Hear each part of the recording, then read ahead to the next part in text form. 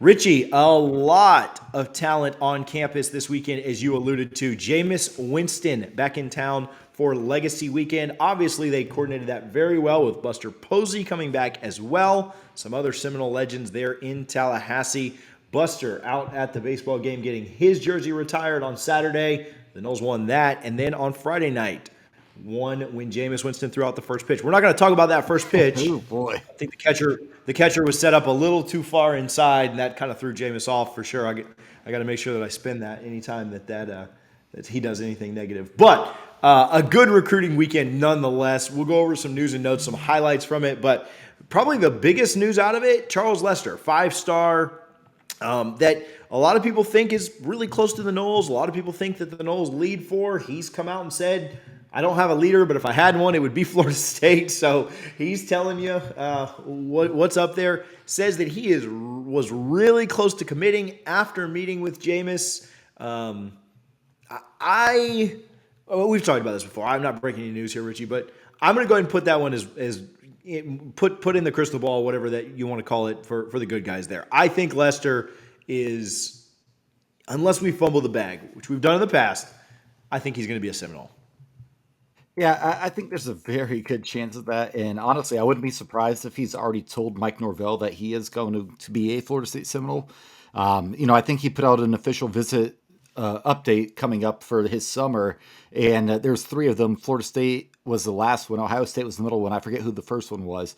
But I think that's a really good sign that Florida State was the last one he put out there. He seems like a guy who probably wants to commit before his senior season starts, which seems to be a trend with a lot of high school players nowadays, which I think is a really smart move on their end. But yeah, Florida State has done everything in their power. They're positioned themselves to land this commitment, and it's a big deal. And Pat Surtain, I think, is a huge deal as well. Now getting able to meet with Lester and see him, and why would you not want to play for Pat Surtain? You see his son is one of the best cornerbacks in the league. Some would argue the best in the league. He develops players, obviously. I just think everything's aligned. The stars have aligned, so to speak, for Florida State. And I think Charles Lester will be a Seminole before it's all said and done. Now, you're going to have to fight off Ohio State's and Alabama's of the world to keep him. But Florida State has done a phenomenal job in this recruitment to date. Yeah, I always feel better when you're in the pole position as opposed to having to try and play catch up. You mentioned the other team. He's going to Georgia, then Ohio State, then going to be in Tallahassee. I think, again, the way that he's setting up the visits, not that things can't change, but it does feel pretty good. It does feel like things are leaning that way. Steve Wiltfong, Director of Recruiting at 247, did put in a crystal ball for Lester to become a Seminole. So we'll see. I was told some things that we did share over in our Discord, in our Patreon chat. I was told some things that I put there about some things that Lester said while he was on campus to some Florida State athletes now.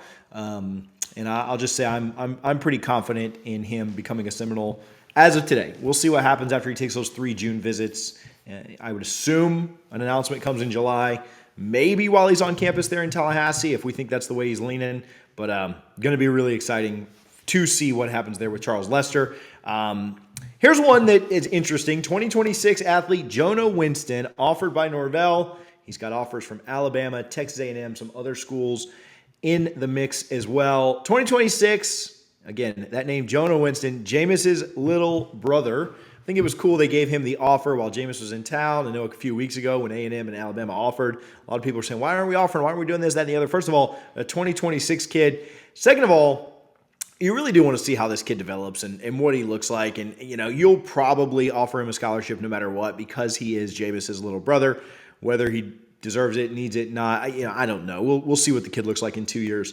But I think this is a recruitment that, as it unfolds over the next few years, that the fans will probably care about more than anything. Not saying that Florida State staff doesn't want him, but I think that the fans will certainly want King Jonah to be there. Obviously, you remember the videos of him running around as the little guy while Jameis was out there absolutely demolishing everybody that he ever played in college. So a cool one there for them to offer Jameis' little brother while Jameis was back in town. Yeah, like you said, it's a 2026 kid. He's just going into his sophomore year in high school, so it's exciting. Obviously, Jameis Winston's younger brother is going to be huge news for Florida State. It's no surprise that Jimbo offered him. Obviously, Jimbo and Jameis had a great relationship when they were here, and Nick Saban kind of fumbled the bag. He went all in on Gunnar Keel, if you remember that name back then in the 2012 recruiting cycle, and picked him over Jameis, who was right in his back door. Jimbo kind of slid in, and Jameis, you know, he's been all Florida State since he committed to Florida State, right? He's every chance he's had to come back, he has, and it's just a really cool story to see his younger brother get an offer. Will he sign with Florida State? We have no idea. We're years down the line, but it's just a cool story, and like you said, TJ, it's a nice touch that he was offered on Legacy Weekend when Jameis was there at Florida State, throwing out the first pitch, giving Link Jarrett a big hug, all that good stuff. Just a really cool story. Talked about this last week, but five-star Kam Davis back in town. Talked about being very close to shutting down his recruitment. I talked about Kam Davis last week, and I got a little frustrated and a little antsy on here because I do think that there are people in this fan base and around Florida State that try to intentionally stir up drama that's just not really necessary. Kids say that they're going to enjoy their visits. That's something Kam has said for the 2 years that he's been committed to Florida State. And so I think it's, you just have to kind of wait and be patient. These are 17, 18-year-old kids, 16, 15 with Jonah and stuff. Like you've got kids in here that are making kid decisions and or actually making very grown-up adult decisions that are going to affect them for years to come. And so Kam Davis seems like fairly locked in now. I think Florida State's always been in a good spot. I never bought any of the negativity around that recruitment. If he ends up decommitting or going somewhere else, then you guys can come back here and say I lied to you, whatever. I never bought into any of that negativity. I always thought he was really solid to Florida State. We put out a video on that, why Dion or anybody else wouldn't be able to flip him. I think it's been really good that Kam Davis has been honest and open with Mike Norvell, and something he continues to do. And saying he's excited about going to LSU or this school or that school doesn't worry me at all. When I drove by LSU and got to go and walk around their stadium, I was excited. So I would certainly imagine that a 17-year-old kid would be as well, especially when it's an all-expenses-paid official visit weekend. So, yeah, I don't have any issues with that. I think Kam Davis will end up being a Seminole. I don't really get super nervous about that, and I'm glad that, I guess, for the folks that tried to say that there were issues there, that Florida State wasn't doing what they needed to do there. I'm glad this kind of puts some of that to rest. Yeah, and like we've talked about in the past, right? If I was a father and had a 5-star athlete as a kid, I would tell him you're taking all 5 official visits. Just pick the 5 places you want to go to because, as you said, it's paid for. It's free for you. You're going to get wined and dined. Why not experience that? But at the end of the day, I do think his heart is with Florida State. He's a big fan of Coach Yak and what he's been doing. And Mike Norvell's, people talk about his offense. He has a great offense, but man, his history with running backs is second to none, really, when you think about it. Going back to Arizona State, especially Memphis, and now Florida State, I just think it makes so much sense. We talk about Legacy Weekend. Jay Sean Corbin was there. He was there with Trey Benson. They took a picture with Kam Davis. I just think this is a recruitment that obviously you're going to have to fight till the end, right? Because the Alabamas, the Clemsons, the Georgias, the Ohio States of the world, they're not just going to sit back and say, oh, well, we're not going to get him. No, they're going to fight for him till the end. But you're in the driver's seat, and you have a pretty comfortable lead here. Very excited about Kam Davis. I think he will be the next great running back at Florida State. All right, few more updates, few more news and notes, things that I think were eventful, remarkable, good things from the weekend that we need to make mention of. Kamarion Franklin, he's a 4-star defensive line from Mississippi. He's the number 1 player in the state of Mississippi. He's actually the 26th ranked player by 247 Sports, which makes him a technical 5-star because the top 32 kids get 5 stars. They don't have him as a 5-star right now, but if he was to stay in that classification, if he was to stay there in that ranking, he would be a 5-star. He was on Florida State's campus, pulling kids out of Mississippi. Never easy, but I love that it's Odell Haggins. I love what our defensive line is doing, which we spoke about in yesterday's video. You can go back and watch it. We'll link it at the end of this and down there in the description. But our camp updates, I think it's a good thing that he was on campus when those defensive linemen were absolutely crushing and making things pretty tough on our offensive line out there. So don't know what will end up happening there, but I do think it's good that they got Franklin on campus. They need to continue to work on that recruitment, but he could be a big one. 4-star safety Xavier Mincy, very high on Pat Surtain. I like what Florida State's doing there. Potential, I think that they would take Mincy either way, but a potential backup option if things go south with Jordan Pride.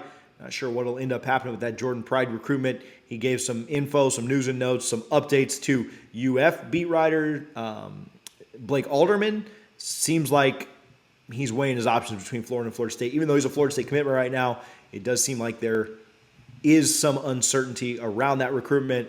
So we'll see if Florida State holds on to Jordan Pride or not, but continuing to attack that secondary, getting Mincy in, Mincy being high on Surtain, obviously a good thing. I think you'd take both guys either way. If you were to lose Pride, I think having Mincy there as a backup is massive. 4-star athlete BJ Gibson, again, he makes his visit to Florida State. He was on UF's campus last weekend. Again, he's the former Tennessee baseball commit that recently decommitted and is now focusing a little bit more on football. Says FSU is recruiting him the hardest right now.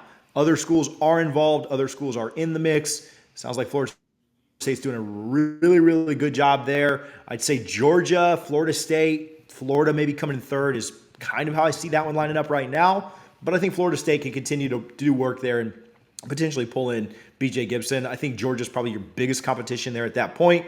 Jason Zandamela, 4-star offensive lineman. He set an official visit date of June. Read that from Chris Nee over at 247 Sports. We'll make a decision in early July. I feel really good about where Florida State is there. A couple of predictions have already set him to go to Florida State. So we'll see what happens. A couple of 2025 guys.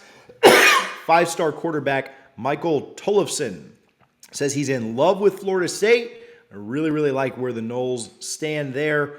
Could be their 2025 quarterback. Obviously, you've got Luke Kromenhoek, who was on campus this weekend, committed for 24. But I like where they're at with Tollefson. Long way to go again in that one. And 5-star tight end Elias Williams. Dane Draper reporting that he said Florida State is his leader. That's a 5-star 2025 tight end. Florida State had a couple of 5-stars in the 24 class on campus last weekend. Having another one on campus in next year's class for this weekend is pretty impressive. I do think that they are going to try and get into revamping and reutilizing that tight end position. Something that Florida State, honestly, in its history, hasn't always had the best tight ends. Obviously, Nick O'Leary's the GOAT. You've had some other good ones in there. I loved what guys like Izzo and Cam McDonald and guys have given and really sacrificed for the program, but just not a position that Florida State ever really focused on a ton outside of O'Leary and a couple other guys. I do think that that's something that's important, and you're seeing how effective that can be.